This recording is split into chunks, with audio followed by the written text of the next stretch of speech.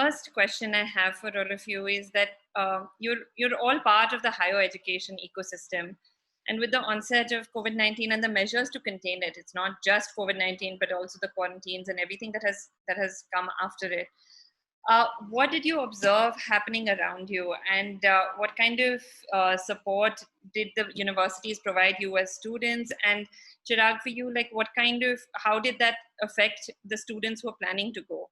Typically, what we saw in terms of the immediate support during pandemic, New Zealand, Canada, France, there was a direct support from the government side in terms of helping the international students.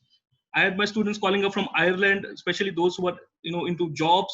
Right after education, they got a COVID-19 unemployment panel support of funding, in terms of sustaining themselves for a couple of months. But when it comes to UK, Australia, and US, it was the universities who came forward and from their hardship fund started supporting the students. There was not much of a government support. That is the feedback which I've got. In terms of how the market was responding to students, what started happening was that a lot of state governments and a lot of private companies started resending offer letters that they had given earlier on.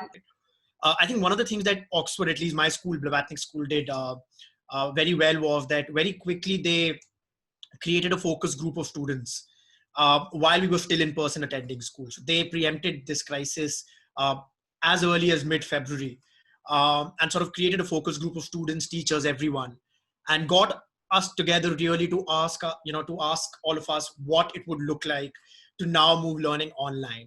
Things are not so bad for people who are trying to get into school next year. I think people like us who are kind of like in betweens and already have spent half a semester online and are now facing probably another semester online is when things are difficult. Even if an emergency strikes again, universities will definitely be at a better place to respond to these emergencies.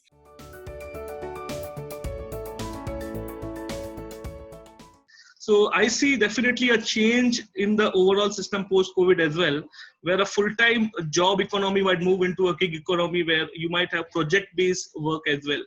Considering micro credentials or skill sets which are relevant, to the job requirements could be a point which the younger audience should consider, because again, in the job market, there will be a pressure of people who have 8-10 years of experience might again also compete with the young freshers accepting the lower salaries, because that's a reality. So while the universities are changing, the students and their plans also need to adapt accordingly. That's what I foresee. Looking at Oxford is that why does someone need to do the entire, do you really need to do the entire degree?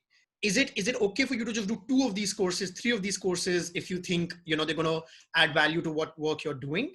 Or do you really need to do all of them? And so you to be able to design your own learning experience now online by taking these sort of mix of courses from different places, I think we're going to see a lot of that happening. So even though now the acceptance of online courses becomes high, but sort of that change to then trickle down in other areas. For example, let's say for multilaterals or research organizations to start hiring people without an MPhil and just sort of a research degree online, that is going to take many, many years. You still will sort of the qualifications that come with a degree are still, is something that job or people who are seeking employees would demand, so to say. So really finding out why is it that you're doing your master's?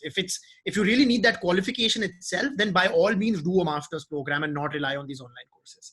I can tell you, like, there will be a lot of organizations that will still continue to hire people not based on their skills, but based on very strict bureaucratic measures that they have already put in place for years, and stick to those and have that algorithm saying, okay, did you have an MPhil? Did you have an MBA? Did you have an MPP or not? And then hire you, basically, even in the social impact career space. So really, if that's what you want, then if you're looking for a qualification, a degree, do a master's. If it's strictly skills, you're an entrepreneur, you're in a not-for-profit space, or you're in a space where you're very comfortable, you think you can grow, qualifications is not a problem, but you really want to learn this A skill to do your own project better, then by all means, right now, I would say it's better to sort of access all of these other courses that you have online.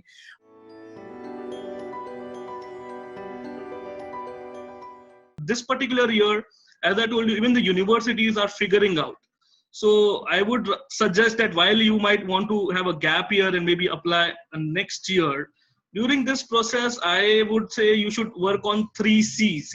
The first C is, of course, content. I would say we are moving to the world of content, as Deepika earlier mentioned, that if you are, feeling, strongly about things, you write a blog or you kind of, develop a video content, but content marketing or a digital skill is as good as somebody knowing a language. Second is collaborate. As again, she mentioned that you need to speak to people in around and identify, what are the challenges, what are the ground realities.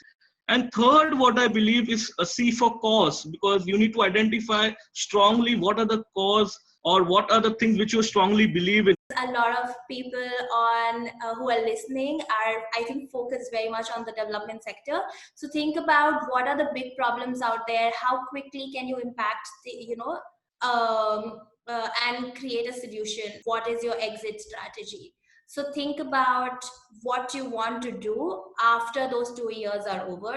And I think it's also important to think about it from a 10-15 year career perspective. If you get an opportunity, to be part of an exciting startup or, something new which is coming up, rather than seeing the money part of it, if you were to focus on the project part of it, and if you are able to successfully execute it, that can be a big story in your CV.